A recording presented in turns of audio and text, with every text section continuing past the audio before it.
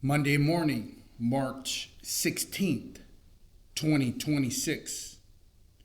Buddha Dhamma, compiled by Somdit Pratbutta Gosacharya. English name, P.A. Payuto. We're in chapter 18.4, sammā-samādhi, the last factor in the Eighth Noble Path. Part 2, page 1774 to page 1783.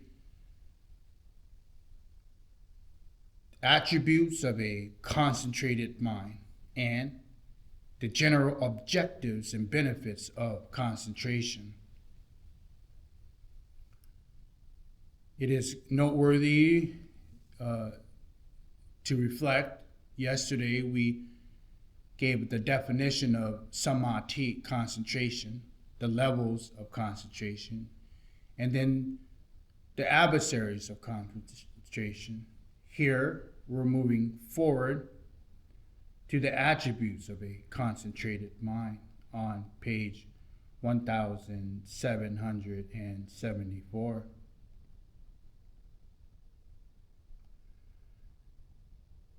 Attributes of a concentrated mind.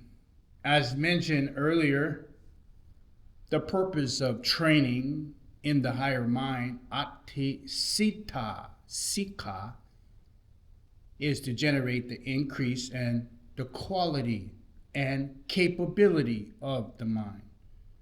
Concentration in Pali language is samadhi, which is the aim for such training. Samadhi refers to the state of mind with the optimal capability and efficiency. The concentrated mind has the following critical attributes. First, it is the strong and powerful. This quality is compared to a strong current of water, which is guided through a single canal or channel. It will have far greater pressure than if left to disperse in all directions. Second, it is profoundly tranquil and peaceful. The mind is like a still lake. No wind rushes its surface and nothing churns the water. Third, it is clear and pristine. Things in the mind can be seen clearly. This is like a still body of water, not streaked by waves in which any remaining dust has settled to the bottom. And fourth, it is malleable, adept, well suited for the work of insight because it is free from stress, free from rigidity, disturbance, confusion, agitation, and free from anxiety. As mentioned above, one synonym for samadhi is ekaggata, which sometimes is translated as focus on a single object, one-pointedness. But if we look at the literal meaning of this word as eka plus aka and plus da, we see the attributes of the mind that is similar to that described in item number 1 of mental strength. Although the commentators translate the term aka here as objective awareness, aramana, the object of awareness, one-pointedness, aramana. The original meanings in the term is the point, the tip, or summit. According to its meaning, a concentrated mind is sharp, one-pointed. It can easily pierce and penetrate things and can easily become absorbed in something.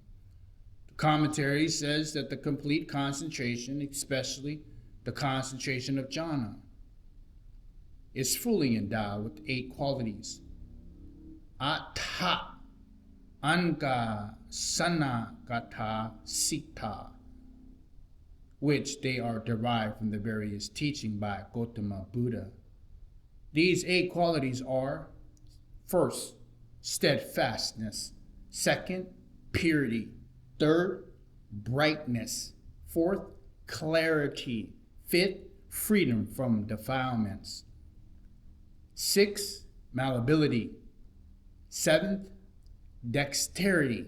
And eighth, freedom from distraction and facilitation. The commentaries add that the mind endowed with these qualities is best suited for spiritual practice, whether it's the practice of applying wisdom in order to gain a clear insight and understanding, or practicing of developing mental power in order to gain higher psychic attainments. The most outstanding attribute of the concentrated mind, which is connected to the true objective of developing concentration, is dexterity, a readiness and suitability for work and for application. According to the Buddhist teaching, the most legitimate and approximate work in the area of wisdom, one applies a state of mental readiness and dexterity to create a suitable arena of practice. In order to contemplate reality and give rise to true realization, here it should be stressed that the right concentration is not the state free from feeling and awareness, a vanishing into some altered state of consciousness, but rather is it a state of mental brightness, mental spaciousness, mental independence, mental wakefulness, and mental joy, a freedom from obscuring, from oppressive, from obstructive qualities, and the readiness to apply wisdom. Consider the following teachings by Gautama Buddha himself. Monks, these 5 things are obstructions and hindrances. They overwhelm the mind and weaken panya, weaken wisdom. These 5 things are sensual desire, ill will, sloth and torpor, restlessness and worry and doubt. When a monk has abandoned these 5 obstacles, hindrances that overwhelms the mind and weakens wisdom, when his wisdom is weak and ineffective for him to understand what is his own benefit, to understand what is his benefit for others, to understand what is the benefit of both, or to realize a superhuman distinction in the knowledge and vision conducive to being a noble one, that is impossible. Suppose that there were a river flowing down from the mountains, winding far, its current swift, carrying everything with it, and a man would open channels leading away from it on both sides, so that that current in the middle of the river would be dispersed, diffused, and dissipated. It would not travel far. Its currents would be swift. It would not carry anything with ease. The Hindu Brahmin Sankavara approached the Blessed One and said to him, Master Gautama, what is the cause and the reason why sometimes even those sacred hymns that have been recited over for a long period do not become clear to the mind, let alone those that have been recited? What is the cause and the reason why sometimes those hymns that have not been recited over a long period of time become clear to the mind, let alone those that have been recited? Gautama the Buddha replied, Hindu Brahmin, when one dwells with the mind, besieged by sensual lusts, overwhelmed by sensual lusts, one does not understand as it really is the escape from the arisen sensual lust. On that occasion, one neither knows nor sees as it really is one's own good, or the good for others, or the good of both. Even those hymns that have been recited over a long period do not become clear to the mind, let alone those that have not been recited. This is the same for one who is being besieged by ill will, sloth and torpor, restlessness and worry and doubt. Gautama Buddha gives and mentions 5 similes for the mind overwhelmed by the 5 hindrances. 1, The mind overwhelmed by sensual lust is like a bowl of water mixed with turmeric, green dye, or red dye. If a man with good sight were to examine his own reflection in it, he would neither know nor see it as it really is. Second, the mind overwhelmed by ill will is like the bowl of water heated over a fire, bubbling and steaming. If a man with good sight were to examine his own reflection in it, he would neither know it nor see it as it really is. Third, the mind overwhelmed by sloth and torpor is like a bowl of water covered over by plants and algae. If a man with good vision were to examine his own reflection in it, he would neither know nor see it as it really is. Fourth, the mind overwhelmed by restlessness and worry is like a bowl of water stirred by the wind, quivering, rippling, churned into wavelets. If a man with good sight were to examine his own reflection in it, he would neither know nor see as it really is. And fifth, the mind overwhelmed by doubt is like a bowl of water that is turbid, unsettled, muddy, placed in the dark.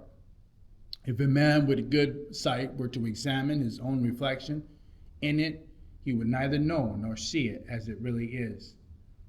When one dwells with the mind that is not besieged by sensual lust, and one understands it as it really is, the escape from original sensual lust, on that occasion one knows and sees as it really is one's own good, and the good of others, and the good of both. Then even those hymns that have not been recited over a long period become clear to the mind, let alone those that have been recited. Monks, there are 5 corruptions of gold, corruptions by which gold is neither malleable or weldy nor radiant, but brittle and not properly fit for work. What 5? Iron, copper, tin, lead, and silver. But when gold is free from these 5 corruptions, it is malleable, weldy, radiant, not brittle, and properly fit for work. Whichever ornament a goldsmith desires to make, whether it be a ring, an earring, a necklace, or a gold chain, it can be successfully used for that. So too, there are these 5 corruptions of the mind, corrupted by which the mind is neither malleable, nor weldy, nor radiant, but weak and not rightly concentrated for the destruction of the asavas, the taints. What 5? Sensual desire, ill will, sloth, torpor, restlessness, and worry and doubt. But when the mind is free from these 5 corruptions, it is palpable, weldy, radiant, not fragile, and rightly concentrated for the destruction of the asavas, the taints. Furthermore, when you incline your mind towards the realization of whichever things there are to be realized through the direct knowledge, you attain the ability to witness these things, there being a suitable basis.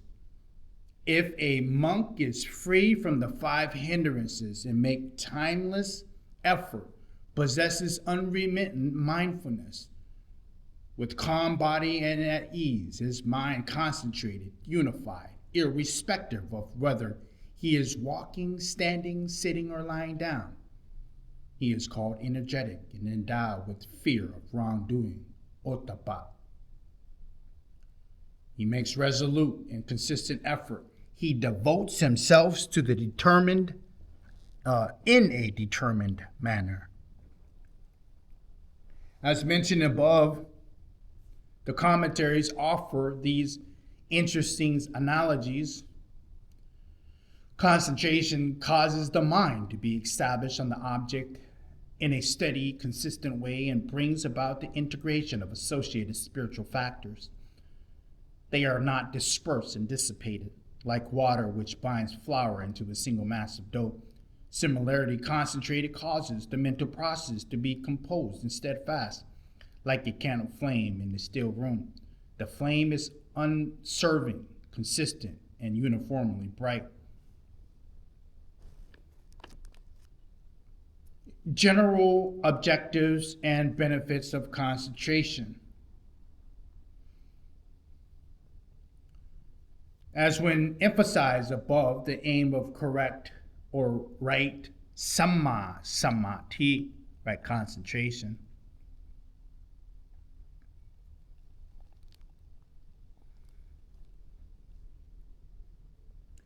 is to prepare the mind for the successful application of paññā, wisdom. Put simply, the purpose of concentration is to assist wisdom, as explained in the following sutras practice from the Tipitaka. Concentration is for the goal of knowing and seeing the truth. The objective and rewards of concentration is knowledge and visions as things as they really are. Purification of the mind is for the sake of reaching purification of view. The development of concentration to purify the mind is for the sake of purification of knowledge and discernment. Concentration, when imbued with morality, has great reward and blessings. Wisdom, when imbued with concentration, has great rewards and blessings. The mind imbued with wisdom becomes completely free from the asavas, the taints. That is, from the taint of sense desire, the taints of becoming, the taints of ignorance. Apart from these objectives mentioned earlier, the practice of concentration has further benefits. Some of these benefits are byproducts resulting from the development of concentration in order to reach the goal of wisdom. Others are exceptional benefits which require special forms of training. Still others assist those individuals who have already attained the final goal of concentration. The benefits of concentration can be classified as follows. The following goal or ideal in Buddhism is true goal concentration, which concentration as being an essential factor for realization goal and freedom from all suffering and mental impurity.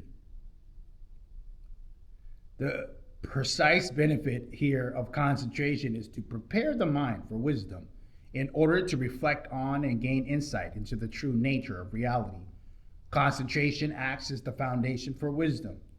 In other words, concentration leads to knowledge and visions of things that they really are. Yatha bhuta nana dasana, which in turn leads to vijja, true knowledge, and vimutti, liberation. Although not considered the true goal of concentration practice, a subsidiary benefit is the attainment of temporary states of liberation, that is, revocable, deliverance of the mind, sito vimutti. This is the liberation of mental defilement through the power of the mind, especially through the power of concentration, meditation, absorption, jhana. The defilements are supposed or checked by the strength of concentration for the duration of these concentrated states. Technically, this liberation is referred to as liberation by suppression, vikampana vimutti. Second, the development of exceptional psychic abilities. The benefits of higher psychic attainments, abhiññā. The use of concentration of attainment, jhana sammā-samādhi. To generate psychic powers and other mundane psychic attainments, like the divine ear, clairvoyance, telepathy, and recollection of past lives, which are sometimes referred to as ESP, extrasensory perception. The third benefit is the benefits to mental health and to a healthy personality. Concentration has positive effects on a person's mind and disposition. It induces such qualities as inner strength, decisiveness, vigor, resilience, tranquility, cool-headedness, joy, loving kindness, and compassion with wise discernment. This is the contrast to people overcome by hindrances who tend to be thin-skinned, rude, irascible, aggressive, agitated, easily infatuated, hasty, intrusive, spacious, lethargic, depressed, and indecisive. Concentration prepares the mind for the development of other spiritual qualities for the cultivation of good habits. A person with concentration knows how to calm the mind and to both control and ease any mental suffering. One is able to keep one's emotion in check, and one has a strong mental immune system. These advantages increase when one applies concentration as the basis for practice on satipatthana, the four foundation of mindfulness. By mindfully paying attention to one's words and deeds and to one's emotion and thoughts, one determines to use this knowledge only for beneficial purposes and to prevent any dangers of harm to arise. And fourth, benefits to everyday life. Samadhi, concentration, brings about mental relaxation, inner peace, and happiness. It reduces stress, anxiety, depression. It also relaxes the body. One can practice mindfulness of breathing. Say while waiting for the next activity to begin, while stuck in traffic, or as the break from taking mental work. This benefit is complete. This benefit in its complete form refers to the concentrative attainment used by Gautama Buddha and the Arihats for the resting the mind and the body to be at ease during periods free from other activities. This form of concentration is given to special terms, abiding at ease in the present. Ditta Dhamma Sukha Vihara. Concentration enhances a person's capability in work, capability in study, and all forms of activity. A concentrated mind is one-pointed on the activity, not disturbed, not distracted, not forgetful, leads to successful work, study, and contemplation. A person works with circumspection and is careful to prevent mishaps. This is because concentration is usually combined with the guiding factor of mindfulness. The mind is dexterous, kamma miniya. It is steady and suitable for work.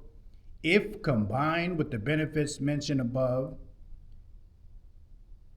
the success of one's activities will be even more greatly enhanced. Concentration promotes physical health and aids in curing illness. The mind and the body are interdependent and have a bearing on one another. When ordinary people have physical illness, their mind too tends to become weak and depressed. When a person is discouraged, the illness often gets worse, even when the body is healthy. If people encountered an intense, upsetting situation, they may fall ill. On the other hand, when those individuals whose minds are strong, especially those persons who are liberated, have a physical illness, only the body is unwell. The mind remains at ease. Moreover, such persons can use a strong and contented mind to alleviate the symptoms, reduce the severity of the illness, and facilitate the healing process. They can also use the power of concentration to reduce physical pains. When the mind is bright and joyous, the body tends to be at ease and healthy. A joyful mind boosts the immune system. This relationship also has a bearing on the body's physical needs and metabolism. When the mind is happy and at ease, less food is required for the body to be healthy. A person who is delighted by something often feels no hunger. Or a monk who has realized the truth is nourished by bliss beat deep. Although he eats only one meal a day, his complexion is bright, because he does not hanker after the past nor fantasizes over the future. The converse is also true. Many physical illnesses are psychosomatic and are caused by mental imbalance. Anger and anxiety, for example, can be a source of headaches and stomach ulcers. Developing wholesome mind states helps in curing these illnesses. This benefit of enhancing physical health is brought to perfection when wisdom is also engaged.